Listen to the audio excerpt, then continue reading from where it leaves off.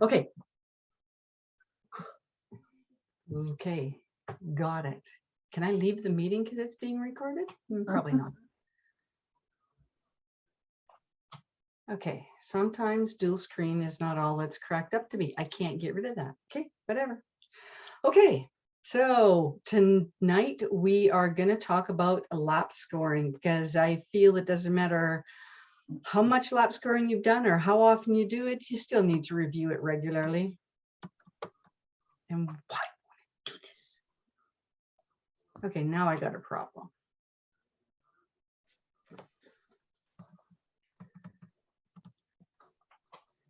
Okay,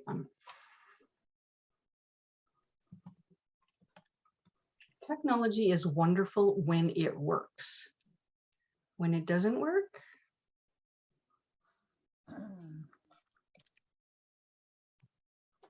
seriously.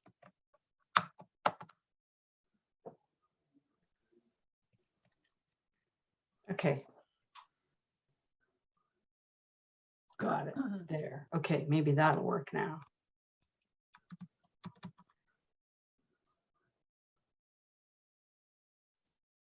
Oh, okay.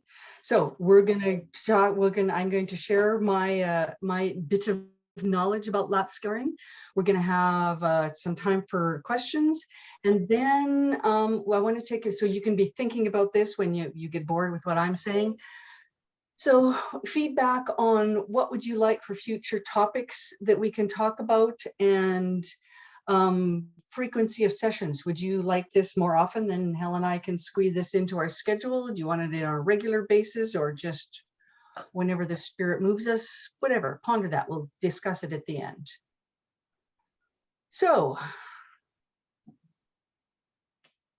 lap counter and bell. Okay, so to talk about that is, so one of the things that's important about the stand is where it's placed. So ideally on the inside of the track, and it's got to be at an angle, and it's got to be an angle, sorry, on the inside of the track, preferably after the finish line. It can be before the finish line, depending on what you got going on that's also there taking up space, but it's nicer after the finish line, because then if you put it at the angle, then your lap scorers and the athletes can see it. I always like to set it out there, stand in lane 1, yeah, that looks good. Stand over by the lap scorers, yeah, that looks good. And move on from there. So what is the purpose of having the lap counter on the bell? Well, there's two purposes. The first one is to track the lead runner. And if you're doing the lap counter, that's all you're supposed to worry about, is just the lead runner. Sometimes if you get a phenomenal person on there, they know them all, but that's their job, is just to worry about the lead runner, make sure that the number is showing for the lead runner. And that number changes when the lead runner enters the home stretch, not when they get up to the lap counter, because if they got really good eyesight, they're going to see it the moment they get into that home stretch. So they need to be seeing what number they're on. The other thing that you need to do is when they're coming in to finish, you need to blank that one. That one should not be showing when the lead runner comes in to finish. That's my favorite mistake, is to forget to take off the one. And then the other thing is to ring the bell for the last run, for each runner. Not like some places that just do it for the lead runner. We ring the bell for every runner. So remember that thought. So here's some examples of lap scoring sheets. And so you can, they're all similar, but this one kind of goes one direction and, you know, the other direction. So, but things that I want to point out is there's only 4 athletes. So maximum, you want to be lap scoring 4 athletes. You can see here that there is a space indicated. Can you, I don't know if you can see my little marker. Helen, nod your head. Can you see my marker? Yes. Don't you like my little green marker? So There's a space there that you can write down. If you're using their hip number up or their athlete number up here, you can put their hip number down here, put their club, put down that they have blue hair, put whatever, something that it's going to be easy for you to identify them every time they come around. The other thing is down here. So 3,000 meters, you need to write down times. And so that is very important to write down the times for those longer races. And as lap scorers, I know everybody they get bent on getting it as accurate as they possibly can. It doesn't have to be absolutely accurate. Within a few seconds is good enough. And the purpose of those times, and I have seen it happen more than once, unfortunately, is so there's the race is done and we go, holy shit, I think that athlete ran a lap too many, or they ran a lap short. How can we prove this? If we go back here and we look at the times, we can tell what the interval is for each lap. And then you look at it and go, oh yeah, look at that. They obviously forgot to write down one of the times. So yeah, the guy did finish. So like I say, those are very important, but I don't, like I say, do not stress over the absolute accuracy of it. So what is the purpose of the lap scores?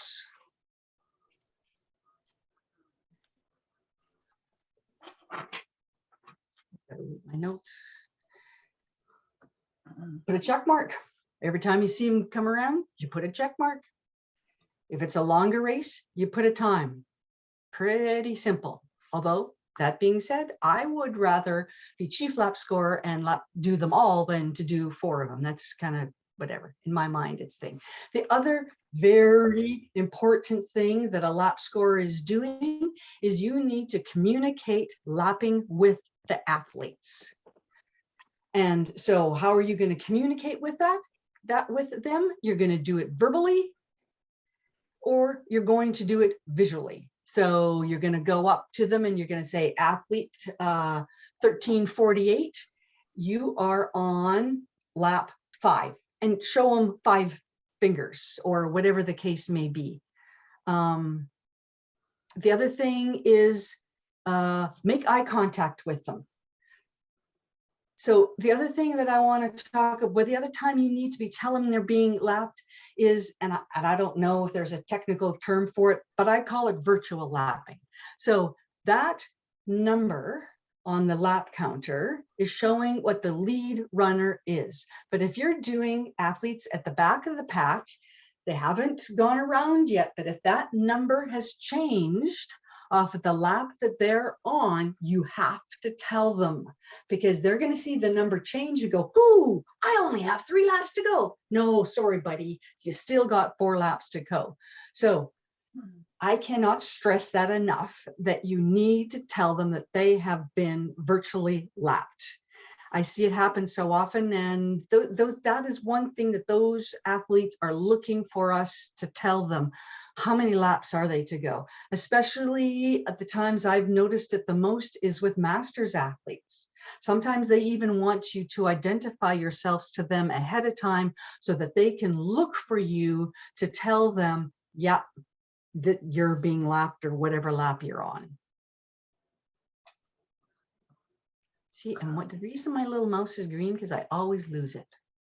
Louise, while we're looking for your mouse, let me ask you, how do you feel about the lap score standing up and approaching close to, and then saying, oh, you know, for sure, such and such, getting absolutely physically.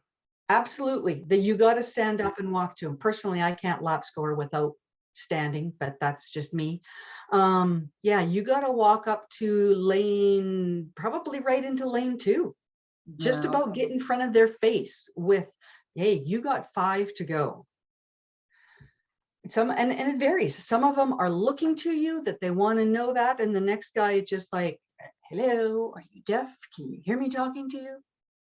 But whatever, we got to do it. We don't know where their minds are at. That's just our job. The other major thing you have to do, you can tell by the size of the font, is you have to inform the bell ringer of the last lap of your athlete. Because remember, on the bell ringer's job description, all they're tracking is lead runner. So especially if it's a race with a lot of lapping, you get to after that lead runner goes by, that bell ringer has absolutely no idea who needs a bell and who doesn't need a bell. And that, even more important than telling them what lap they're on, is hearing that bell, because they all kick on that last lap. And so if they've missed that bell, then they're going to be pissed, plain and simple, that they didn't get the opportunity to do that kick. So that is a very important task, is you have to tell the bell ringer. So about halfway down the home stretch, you want to be saying, athlete 742 is on their bell lap. So give the bell ringer time to process, who am I going to be talking about? Or if it's a pack coming in, say, hey, they all got it, or they all got it, but communicate with them. It's frustrating being up there on the bell and have no idea and not having the laps counters communicate with you. So basically, it's a simple job, some important points, but then you come to chief lap score. Don't you love that picture? I think that's such a cool picture. So what are the jobs of a chief lap score? You got to prepare the sheets. This can usually be completed the night before. I mean, nowadays the stuff is all online on who's each in heats and whatever. So if you have the opportunity and have the sheets with you, do it ahead of time, because it's so much less stress if you can have it all done and clipped together and all pretty once you get to the track meet. So as you're preparing those sheets, if you can, if there is seed times on there, group the athletes by seed time. It makes it a lot simpler for your lap scores if they're all kind of in a group, right? Or relatively close, especially if it's a race that's all spread out. If they know that their athletes are all coming around roughly the same time, well, you can write the same time for all of them on your sheet. You know that, yeah, they're going to be there, and you're not looking so much. The other big purpose for grouping in by seed times is that way you can give your more experienced lap scorers the slower athletes, because those are the ones that if there's a chance that somebody's going to be lapped, it's obviously the slower ones, and you want your more experienced umpires doing that one, because it's just a big layer of a job that they have to do. Okay, Louise, we've had a couple of comments already. Okay. One from Ian Gordon saying that the lap counter might have to be lowered at the start of a race so that the starters can see right into lane one, which I agree with you. And then Lynn had said, what do you do when it's so noisy at the finish area and you're trying to tell an athlete what lap he's on? So, okay, so placement of the bell, the other thing that we've done is you just take the lap counter right out of there. It's usually got a set of wheels on it. Just pull it right out of there so it's not in the way for the lap score or for the starters. And then you got, depending on indoor, outdoor, whatever, you got 200, 400 meters to place it back out there. So get it out of the way of the starters and put it back. Mm-hmm. And yeah, if it's so noisy, that's why you have to put your fingers up. You got, hopefully there's not being lapped before 5, because it's tough to go up there, hold your piece of paper and show up 9 fingers. So the other thing is, and again, the places I've seen it, if you're doing a big masters event, there's always lapping at a masters event. Then I have done it that I've prepared, you put them on rings, you laminate numbers, you put them on rings so that you can go up and show them, this is lap number 9, this is lap number 8. Because when you're dealing with the master athletes or a international meet, they might not speak English, or they might struggle with English. So if you can have that, if you can't use fingers, use those set of numbers. It helps immensely. Gilles has requested, who is going to go up and tell these athletes if they've been lapped? The lap scorer. The individual lap scorers have to walk up and tell them. The other thing that you can do is when you're talking about it's noisy, and I've seen that, is if it's so noisy, the guy on the bell misses you yelling at him to ring the bell, then you walk over, you walk over to the athlete and you yell at them, bell, so that they know if the bell didn't get rung, you tell them that they're on the bell lap. So again, that's a very important piece of information to them. Oh, you know what? One other thing that I didn't talk about in here is there is the prerequisite that we display split times for these athletes and you display the split at the start of the race. And if you're using if it's all automatic, it's out of your hands, not a problem. But if you're doing a manual start of that clock, and there is a delay on starting that, I've been told by coaches, don't even bother starting it. Because if it's a big enough delay, those athletes are better off not, because they're adjusting their race based on what they see on that clock. So if that clock is telling them faulty information, they'd rather their athletes not see faulty information than nothing. Again, you're going to have coaches that are going to argue with that, but that's just something that I've been told. And it makes sense. Can't argue with them. So as chief lap scorer, it's kind of your responsibility. Check that bell location. Can the athlete see it? Can you see it? Because you need to make sure that is that bell ringer moving the numbers down when they should. I saw it once that it was a faulty equipment, and when they moved it down, we'll say they were moving it down to 5 and it fell an extra number. So 4 was showing. And the guy doing the lap corning was not aware it was faulty equipment. And yeah, we won't get into how bad a disaster that was. So check the bell so you can be monitoring it ever. The other thing is get somebody to be your assistant. So basically is you got your paperwork all ahead of time. It's all paper clipped with all the different events you got coming. And then they can, at the end of the race, your responsibility is to go over to the track referee, give them your order of finish. This way, your assistant can be gathering up the paper from the lap scores and then handing them out to the next race. Again, not so stressful on an outdoor meet, but on indoor meet, you don't have a lot of time in between those races. So you need somebody to help you out with paperwork. Yeah, I see here in one of my other notes is do not delay the start of the race while you get organized, right? You have 200 meters to get yourself organized before they come around. But you know what? There's also it's a fine line, right?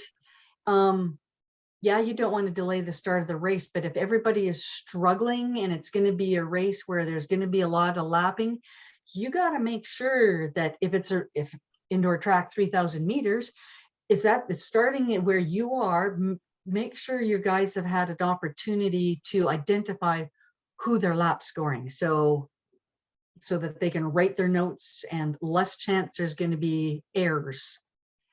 So again, fine line, you kind of got to figure that out for yourself. Like, yeah, if I give this lap score 20 minutes, they're still not going to be ready. Or yeah, they've had enough time, get that race started. But, and again, a critical point when you're behind schedule, and if it's going to be a simple race, don't delay. Claude has made a few comments, which I think are pretty important. And we've seen this in the higher elite meets. Sometimes you're told not to move because there could be cameras around or something to that effect. And he did also mention the timer that's behind the lap scores that is reading out the time so that you as a lap scorer can record them. Yep. Yep. That is one of the criteria, that you have somebody reading it out. And again, that depends on, are you a visual person or an audio person? For me, you know what, you can talk all you want behind me. I have to see that number on the clock. But again, sometimes that's not the opportunity. You have to have that person telling. It's a good reinforcement to have that person there. Yeah. Did I answer all that? Yep, I think so. Okay. And oh, I know what it was, cameras. And I really debated putting this slide in, but I didn't. I have a wonderful picture of, not always, but some facilities, they have like a big bib camera set up kind of almost, it's at an angle, but it's kind of, so they get a front view of the athletes finishing, so that they can cross-reference, you know, the hip numbers with their bib numbers. And yeah, I got a really good picture of some lap scorer's butt as they're standing in front of that camera. So yeah, try to identify, I mean, again, if you're chief lap scorer, identify where those cameras are, so you can tell your lap scorers, and you know what, and you know, herd them out of the way. I mean, you get in the heat of the moment, you forget about it. So something else you should just be cognizant of. Yeah, just add it to the list. So chief lap scorer. So I don't know why I said order finish. You are doing order finish, but as chief lap scorer, you are tracking everybody, and including the order finish. So it didn't transfer well, but this is the example that World Athletics puts in their little handout. So first couple laps, yeah, you couldn't possibly write down all those numbers as they were coming across. So you just counted them, and there's 15, you know, and that's fine. If there's 15 bodies, that's fine. My nightmare is always, there's 15 bodies supposed to be out there, and 15 bodies are going by, we're good. Only to find out afterwards that, oh, guess what? One lap score comes to you and says, oh, my athlete's not there. Oh, well, that's just wonderful, because now we got an extra athlete out there that you now have to figure out who's not lap scoring. So the other, again, my little mouse is, I can see it over here, but it won't move over. So the little lines over there are for when they get lapped, right? So on lap 5, lead runner 47 has already come around, but 23 hasn't gone. So as soon as you see the lead runner come, you're going to write under 4, you're going to write 47, draw a line under the last runner you've seen, and then just keep writing below that. So that's just a reminder to you who hasn't come by. And you can see also at the bottom, they're dropping. We lost 2 athletes in that event. Louise, before you go on, Claude, I'm sorry I missed your little question, but Jill's has asked, do we have to account for rabbits in the race? Just as far as we know, they're an athlete in the race, right? We track it. And again, you have to track everybody that's out there, because if they're all coming by and you're just counting bodies, it doesn't matter if one's a rabbit or one's not. There's 18 bodies out there. You better have 18 numbers on your sheet of paper.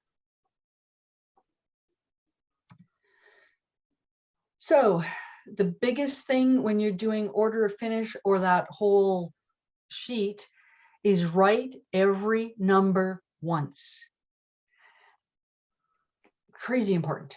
So if it gets to the point where you go, oh man, I think I'm losing track of what lap these athletes are on, you know what? Don't stress out over, do I have it in the right column?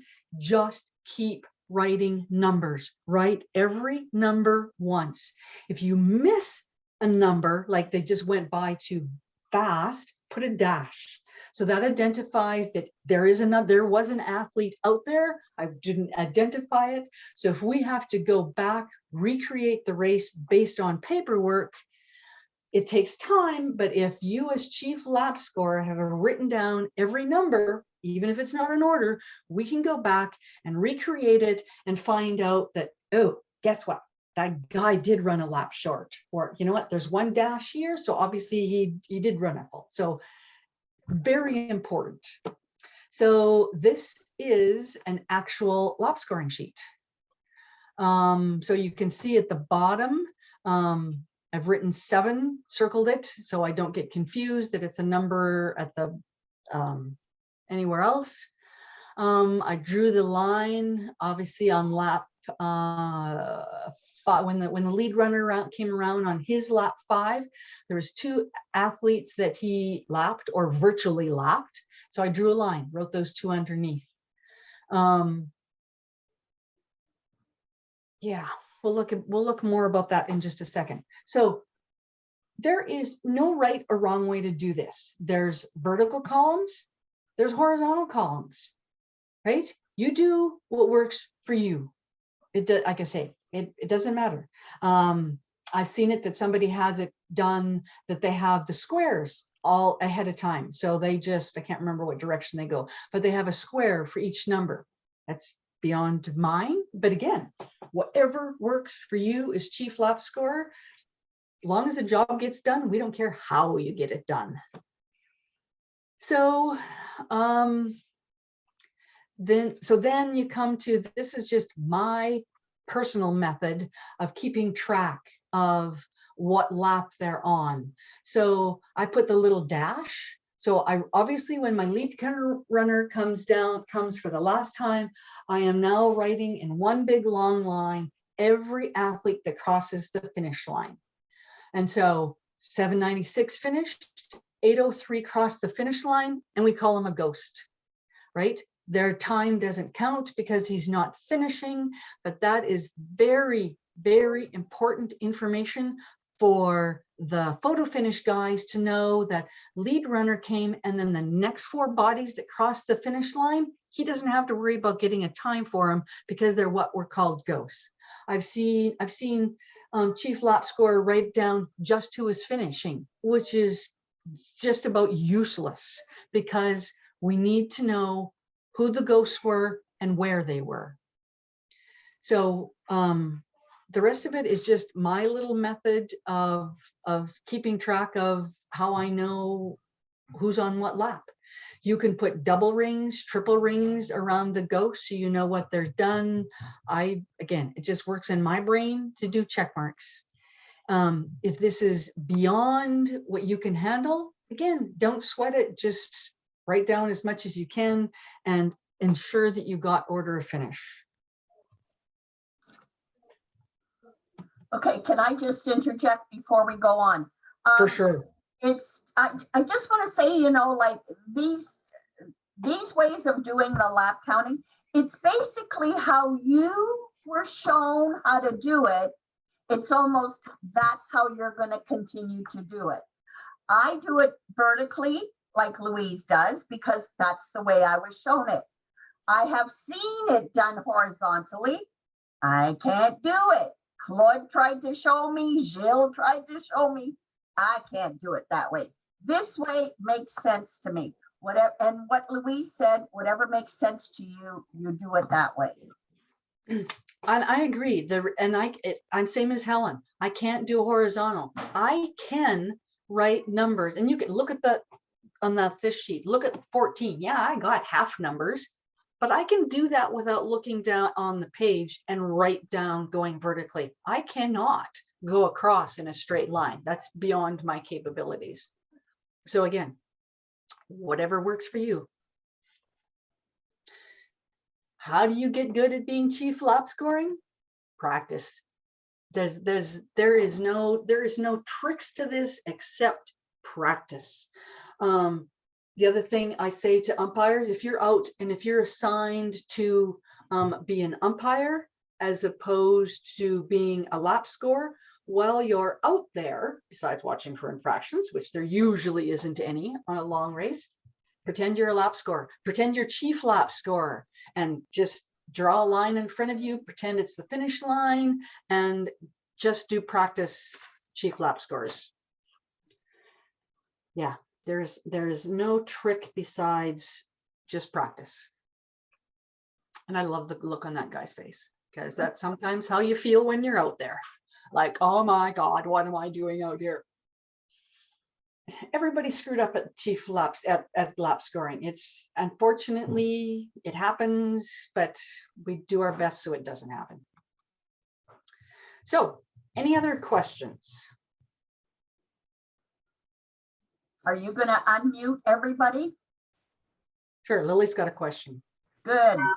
Yeah, so the one that you refer as ghost that you had circled, you mean that's the person that was lapped, correct? Right. Correct. Yes. Yeah. I think, Lily, we call them lappers. Yeah, we call them lapped and we put a circle on it, right? Yeah. Okay, Again, you can call them whatever you want, but that last column is for who's finishing. And so you need to know who it is that's finishing. George has a question. Could have a couple, but I'll start with one. Go ahead. You haven't talked about the team of lap scorer that you would like to have to start with. How many athletes should each lap scorer take individual times for long distance races? First question. Okay, depends on several things. It depends on the ability of your lap scores. It depends on if you know it's going to be an ugly race and there's going to be lots of lapping and it's an indoor race, you might only want to give them 3 athletes to lap. But the most you want to give them is 4 athletes. So if you have 40 athletes in the race, you need 10 lap scores. You're not going to have 40 in the race, but you know what I mean. That is the absolute most you want to give them. And again, vary it, right? If you know that you got some newer lap scorers or if you got somebody who, yes, they can lap score, but they stress out about it crazy, don't only give them 3, right? And then, like I say, that might increase how many lap scorers you need. Answer the question? Second question is the last picture that you just showed with athletes not using a bib number with numbers. It's their names, and and few ones have a lane number, so to speak, but the first one on that you have on at the front is losing it by the sound of it. So Yeah. That's the new challenge that lap scorers are facing. Yep, definitely. I used to be adamant. I would say they lap scorers would say, oh, can I just use hip numbers? No, you got to use the bib number. But like you say, they're going to names now. So it's kind of like you got to go to hip numbers and you just have to hope the heck that they don't fall off. But that makes all the more important that you need to write on that sheet something to identify that athlete. So that, again, write their club, write down that they got the red shorts, or you know what, he's got the baby blue tank, or whatever the case may be, something that you can identify them. Club is the best because that's also going to help them up top. But again, whatever it takes for you to identify them if they lose their hip numbers, because unfortunately that's not only are we going to names, I'm seeing it more often, they got a 4-digit bib number. Yeah, you don't have time to write down 4 digits. Mm-hmm. 3 is plenty. And so, yeah, if they got 4-digit numbers, go to hip numbers. There's only so much we can do. And that, yeah, I love numbers. My favorite job of anything is still chief lap scorer is my favorite task of anything, but I struggle with 4 digits. Lynn? Louise, what do you do when you don't have an adequate number of umpires to have people out on the course or on the track, as well as, because some meets we don't have lots and lots of officials? Yep. How do we manage answer to that one? So, have you ever seen an infraction in a long race? Not very many. Often. So you pull every umpire off the track. Okay. It is way more critical that there is lap scoring, especially if you think it's going to be an ugly race for lapping. way more critical that you have the lap scorers as opposed to have umpires out there. I've seen it plenty of times that the only umpire out there is the chief umpire and everybody else is lap scoring. There is also the scenario that happens that doesn't matter. You just don't have enough umpires, period. You've pulled everybody off the track and there's only 2 of you, or there's whatever, that to do that. So I've done this. I don't necessarily recommend it, but it works. So if you have 2 very experienced chief lap scorers, they both operate as the chief lap scorer. They do that sheet, like we said, where you're tracking every athlete. So there's the 2 of them. One of them is doing this for, don't talk to me. I'm tracking every athlete. Sorry, I have to go back. The other thing I say as chief lap scorer to my lap scorers is, don't talk to me, because I can't screw up this race. But if you've lost your athlete, you're more than welcome to come over and look over my shoulder and see that if I've seen your athlete. Look at my sheet if that helps you. But don't talk to me, because you might lose the race, but I can't. Right? If your lap scorer loses it, that's bad. But if chief lap scorer loses it, that's very bad. So try not to interact with them. So back to my scenario. You got the 2 people doing chief lap scoring. So your chief lap scorer, your focus is to do your job as normal. The second person that's working with you, they're doing the same thing, but their job now is to tell the athletes who's been lapped. Oh, It works. I don't like to recommend it because it's not ideal, but sometimes we are put in not ideal situations. yeah, I would agree there. Many times we're put in situations that aren't ideal. Yep. Louise, it has been suggested that in 4-digit bib numbers, usually the last 3 are unique, which I agree with you. If everything starts at 1,000, I don't think you're going to see a 488 twice. So sometimes some of our lap scorers just write the last if everything's in the 1,000s. But then you're going to run into a problem where it could be 1,488 and a normal 488. Yeah. So how do you differentiate between that? I've also seen it that you have 3,442 and 4,442. It happens. Yep, it does happen. And if you're lucky enough to look at your athletes when they're lined up at the starting line and you can pick them out, that's wonderful. You know, you could see and you can tell if you're fortunate to do that. But sometimes we just don't have time. Or they don't start at the finish line, right? Then you don't have that opportunity. Exactly. But as chief lap scorer, you can put that on the sheets because you see it, right? You're writing down their athlete number. You're going to write down their hip number. You're going to write what club they're on. You're going to write that on the sheet for your lap scorers. You know, I would recommend if you're ever going to be chief lap scorer, you make sure that they have hip numbers on both sides and that they're stuck to the body somehow, because it does make it a little bit easier on everybody. I know we've gone to, you can 3 numbers, 2 hips and a chest. Yes, we have to. Yes. And so usually one of the 3 is still on there. Right. Exactly. Any other questions? I don't see anything. No, I just wanted to mention that last summer we had one of the Athletics Ontario track meets. We had 26 runners in the 5,000 outdoors, but nonetheless it was 26 runners. And I did exactly what you said to do. I pulled all the umpires and I made them become my lap scorers. And of course, some of the volunteers that were working for AO.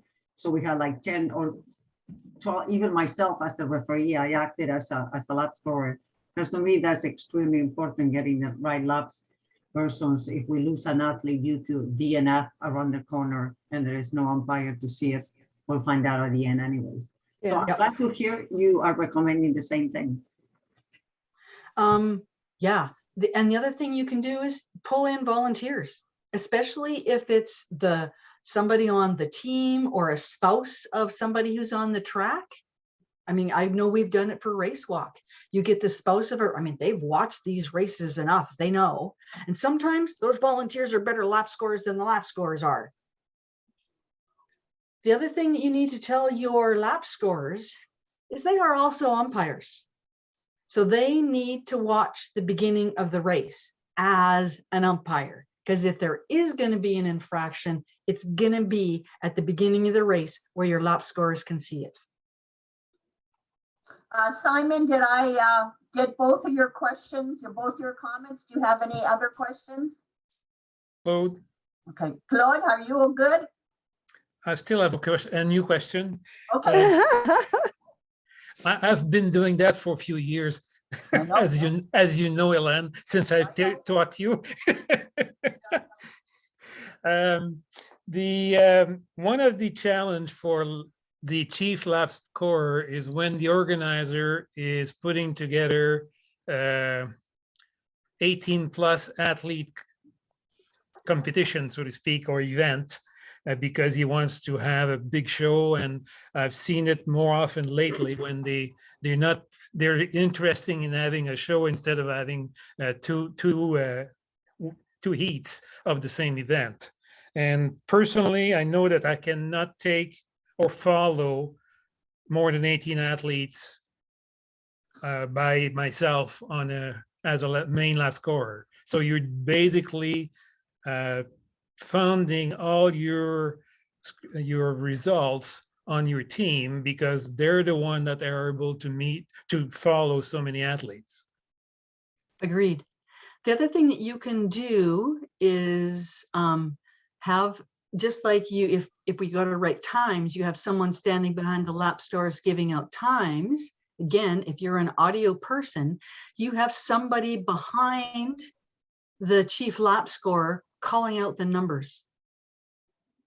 Right. So then because especially if you have to look at the paper to write down numbers, you can't look and write all at the same time. So you make it a two-man job. So somebody's watching and somebody's writing.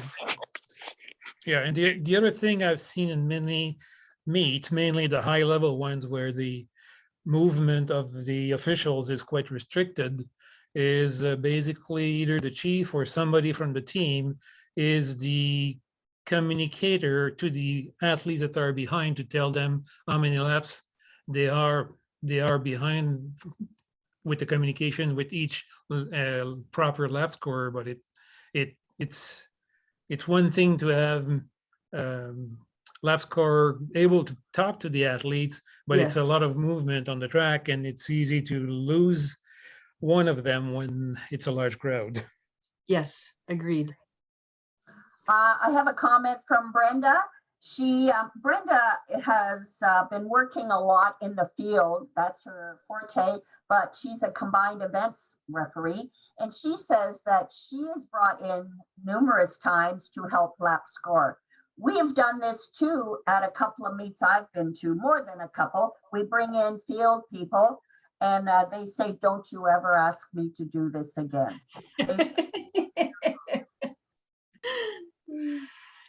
We should maybe do that more often so those field guys appreciate what we do on the track. My God. So one other point, talking about that lap counter, is if you're doing a wheelchair race, you got to drop it. That number has to go down. That number is too high up for the guys in the wheelchairs to look up to see what lap they're on, right? So if you can lower it, you should, so that it's easier for those athletes to see what the number is. Any other questions? You guys are quiet tonight. Really? I thought they asked a lot. Oh, no, come on. We got 35 people on. Yeah, but discussion is good. Yeah. Um, Very good, yeah. the other two things that we wanted to touch on, because we're getting close to our hour, is any suggestions for future topics or how often we want to meet? Well, I think our season is just starting, so I would think not too often because we have every weekend filled right now. Yeah. Yeah. Yep. And in Ontario, I looked at the fixtures tonight and it's almost every weekend is full. Yeah. Somewhere, you know, Toronto's very busy. We're just finishing our indoor season in winter. We're going into outdoor in April, hopefully. And yeah, it's up to you. Is everybody or has everybody in their area had track meets already this year? Is there Yes. anybody who We hasn't? started on the first weekend of March. Yeah, we Okay. started in February. February. Anybody out there who hasn't had a track meet yet this 2022? Okay, so we are working. Everybody's out working, which is wonderful.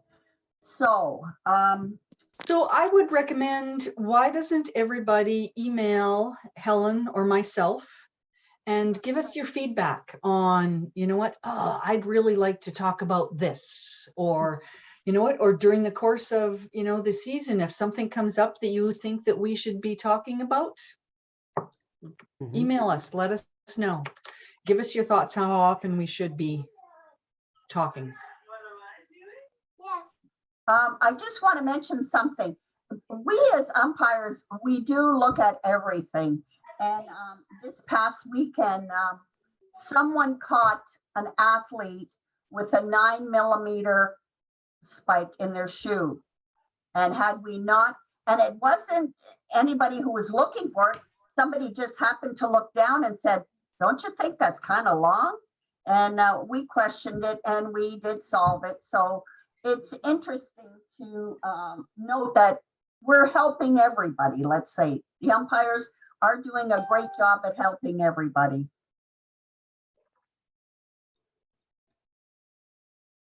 That's it, I think. Anybody else have anything to say? This recording be put on the website?